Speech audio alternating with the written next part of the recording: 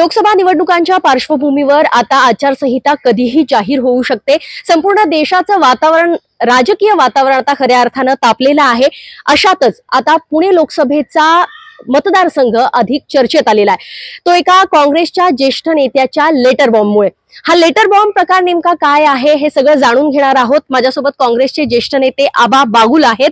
त्यांनी आता काही दिवसांपूर्वी काँग्रेसचे प्रदेशाध्यक्ष नाना पटोले यांना एक लेटर लिहिलेलं आहे आणि खऱ्या अर्थानं काँग्रेसच्या गोटात खळबळ उडवून दिलेली आहे।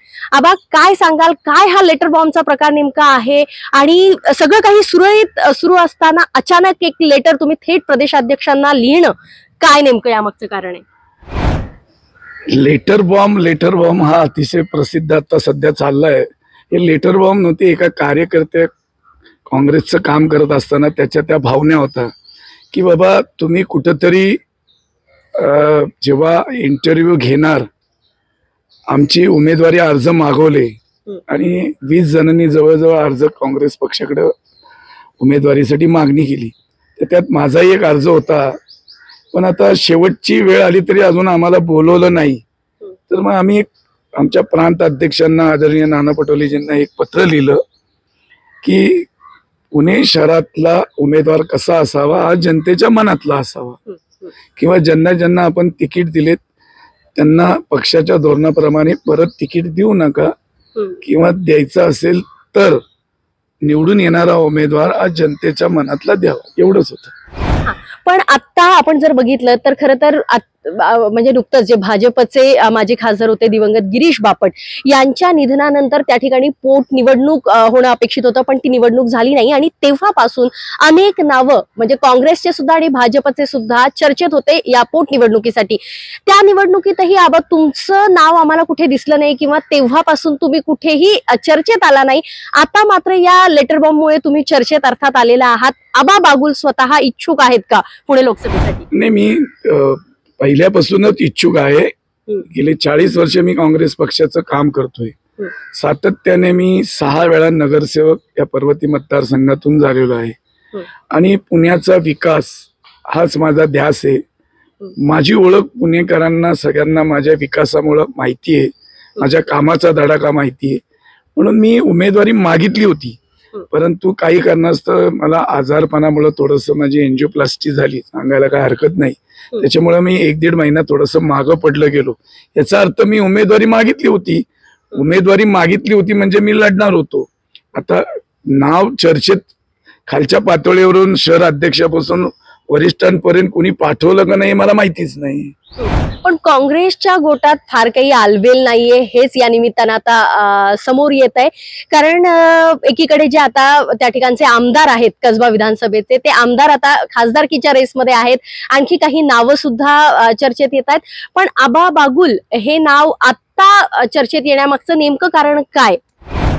नाही, मी विकास केलाय पुणे शहराचा आणि माझं स्लोगनच आहे, माझा विकास आणि माझी वेगवेगळ्या कल्पना ह्या पुणेकरांना नेहमी आवडलेल्या आहेत। आपण पाहिलं असेल, मी विकास केलेला Rajiv Gandhi academy of e learning हे 2011 साली मी निर्माण केलं, आज देशातलं मॉडेल झाले।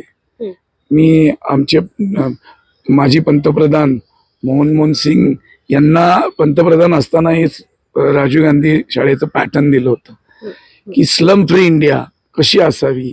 पंडित भीमसेन जोशी कला दालन, तारांगण, 4D थिएटर, लेझर शो, मैदान, म्हणजे शहरातला अर्थसंकल्प कसा असावा, शहरामध्ये काय केलं पाहिजे, पाण्याचा प्रश्न असेल, मुळशीतून 5 TMC पाणी आपण घेतलं पाहिजे, गुन्हेगारी रोखण्यासाठी काय, हॅलो माय फ्रेंड ही एक हेल्पलाईन चालू असेल, अनेक विकासाची प्रकल्प मी मांडलीत आणि ते करत असताना पुणेकरांच्या मनामध्ये मी आज नाही पूर्वीपासून आहे। आपण नीट जर पाहिलं असेल तर आपण आता पर्वती मतदारसंघाचं नाव मी घेतलं, तो पर्वती मतदारसंघ काँग्रेसचा बालेकिल्ला होता।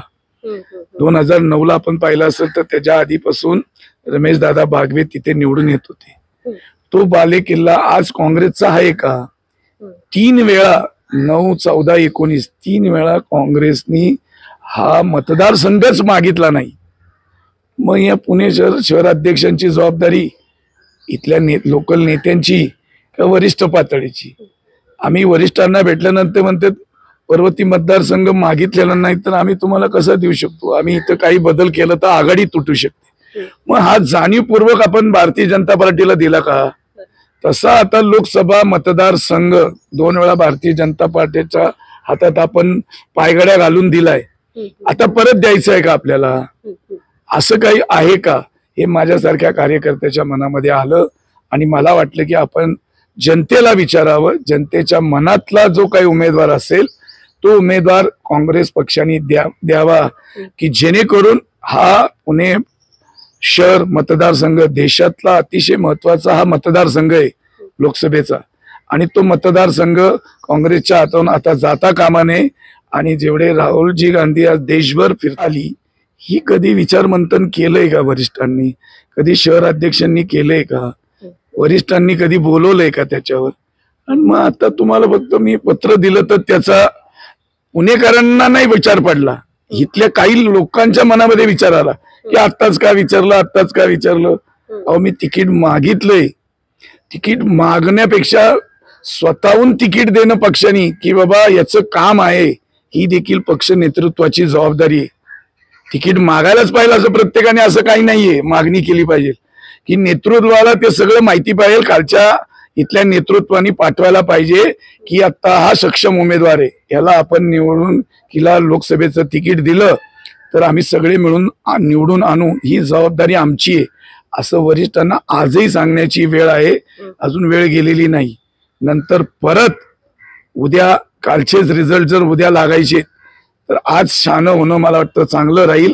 आणि त्या अर्थानं पाऊल उचला. मी कोणाच्या विरोधात नाहीये, मी पक्षाचा एक कार्यकर्ता आहे. मी 40 वर्षात मला कुठल्याही संघटनेचं पद दिलं नाही, मला आमदारकी उभं राहायला दिलं नाही, खासदारकी.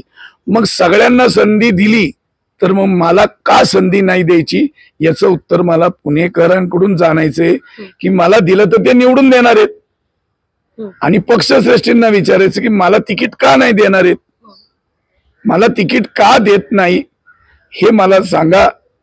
मी थांबायला तयार आहे. मी पक्षाकडे मागितलं, मी आलो नाही, मी त्याची अनेक कारण आहेत. ते कारणात आता पडलं तर मी काही बोलू शकत नाही. सध्या काँग्रेस असला काय परिस्थिती आहे तुम्हालाही माहिती, मी सांगणं योग्य नाहीये. पक्ष माझा आहे, पक्षाची बदनामी नाहीये, परंतु काँग्रेसचा प्रत्येक कार्यकर्ता आतून दुःखी आहे, तो विचलित झालाय, त्याला कळायला तयार नाही सध्या काय चाललंय देशात, सगळ्या पक्षात काय चाललंय आणि काँग्रेसमध्ये पण काय चाललंय. काँग्रेस सारखी ताकद आता भारतामध्ये कुठल्याही पक्षाची नाही. एक खंबीर नेतृत्व काँग्रेसला आहे, ते राहुल गांधीच्या माध्यमातून, सोनिया गांधी खरगेंच्या माध्यमातून. त्यांचे फक्त हात बळकट जर 548 उमेदवार योग्य दिले तर 400च्या पार काँग्रेस असेल, यात वाद नाहीये. एक ओबीसी नेतृत्व आहे समाजाला.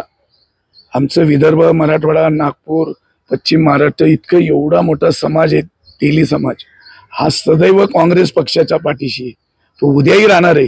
पण आज त्या नेतृत्वाला संधी दिली तर ते लोक पण आनंदी होणार ना की त्यांना 40 वर्षात मला संधी कधी दिली. हे वरिष्ठांनी मला सांगा, मी वरिष्ठांना वेळोवेळी पत्र व्यवहार केला, त्यांना भेटलोय, सगळं केलंय, पण मला का डावलतात याचं मला उत्तर त्यांनी द्यावं. मला भेटून मला आतमध्ये रूम मध्ये द्यावं तुम्हाला वाटत असेल तर, की बाबा मला काही नाही, मला तुम्ही बोलवा आणि मला उत्तर द्या, मला का डावललं जाते, मला आमदारकीला डावललं गेले, मतदारसंघ सोडला गेलाय, तुम्ही खासदारकीला मला डावलताय, पक्ष संघटने मला साधं शहर अध्यक्षाचं द्यायचं ठरलं होतं, अचानक बदल झाला, उपाध्यक्षाचं पद 10 वर्ष झाले लॉकर मध्ये पडले पुणे शहराच्या, ते सुद्धा देत नाहीत. असो, मला लढायचंय, मी खंबीरपणे लढणार आहे.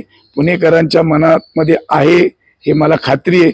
माझं काम हीच माझी ओळख आणि माझ्या कामाच्या जीवावर मी नक्की निवडून येईल. माझा पक्ष माझ्या पाठीशी खंबीरपणे उभा राहील. काँग्रेसचा प्रत्येक कार्यकर्ता माझ्या पाठीशी उभा राहील याची मला खात्री आहे. नक्कीच हा आत्मविश्वास आबा बागुल व्यक्त करतायत, पण दुसरीकडे पक्षानं मोठी संधी म्हणजे डिझर्व करत असूनही संधी दिली नाही अशी खदखद सुद्धा त्यांनी व्यक्त केली आहे. दरम्यान आता महाविकास आघाडीकडनं पुणे लोकसभेची जागा ही काँग्रेसला सुटणार हे जवळपास निश्चित झालेलं आहे. आणि काँग्रेसच्या यादीमध्ये जे 2-4 नावं आपण घेतोय या नावांमध्ये आता अर्थात आबा बागुल यांचं नाव सुद्धा ऍड झालेलं आहे आणि ते सुद्धा आता या स्पर्धेत असणारे ती चुरस आता खऱ्या अर्थानं आपल्याला पाहायला मिळणार आहे. पण आता ही जागा नेमकी कुणाच्या पदरात पडणार हे पाहणं आता आपल्याला महत्वाचं ठरणार आहे. पुण्याहून अश्विनी जाधव केदारी, लोकमत.com.